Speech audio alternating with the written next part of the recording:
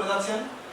আপনারা হয়তো পেছন থেকে বা আপনারা 109 103 জনকে যে আজকে চেক প্রদান করা হবে, আপনাদের আপনি জেলা প্রশাসক বরাবর এবং সিভিল সার্জন বরাবর যোগাযোগ করে আপনি আপনার নাম মোস্তফা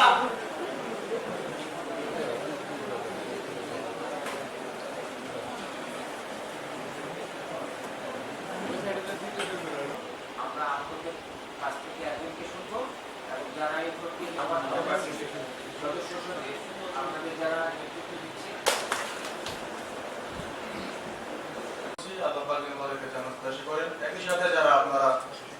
আমরা তো অসুস্থ, আমাদের অনেকের শরীরে গুণের কাছে আপনারা কি করতেছে, জীবনের বাইরেও আপনাদেরকে বোঝানোর যে দায়িত্বটা সেটা কিন্তু আমার ছিল ওই সময়। ধন্যবাদ জানাচ্ছি সম্মানিত ডেপুটি সিভিল সার্জন মহোদয়কে। সম্মানিত সুধী,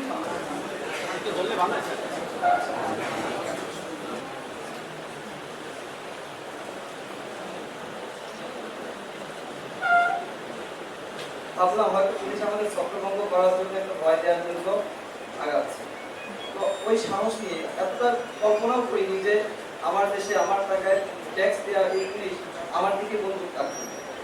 তো ওই সাহস ছিল মনে যে গুলি করবে না, সামহাও ভয় দেখাবে। তো যখন আগাতে কাছাকাছি গেলে আমি অবাক হয়ে যাই, পুলিশ আমার দিকে, আমার বডির দিকে একদম তাক করে কিভাবে নির্বিচারে গুলি ছুড়লো। 48টি স্প্লিন্টার বুলেট এখন আমার শরীরে গিয়েছে। উপস্থিত আছেন আজকে আমি আন্তরিকভাবে মাননীয় জেলা প্রশাসক যিনি আছেন, যার পরিশ্রমে, যার চেষ্টায় আজকে আমরা এখানে বসেছি, আপনাদের আর্থিক সহযোগিতা যিনি সর্বোচ্চভাবে চেষ্টা করে যাচ্ছেন দিন রাত। আমরা যখন স্যারের সাথে কথা বলি, স্যার তখন বলেন যে আমি আহত এবং নিহতের পরিবার যারা আছেন তাদের জন্য কি করা যায়, তাদের জন্য কোথা থেকে কি আনা যায়, আমি সর্বোচ্চভাবে চেষ্টা করে যাচ্ছি। আমি আন্তরিকভাবে যারা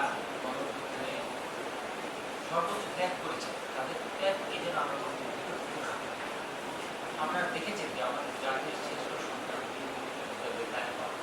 বিভিন্ন সময় কিন্তু বিতর্কিত হয়েছে, বিতর্ক তৈরি করা হয়েছে। এবং আজকে ওই সরকার যারা বীর মুক্তিযোদ্ধা তাদেরকে শ্রদ্ধা মানুষ করে, স্মরণ করে, শ্রদ্ধার সাথে তাকে মান্য করে।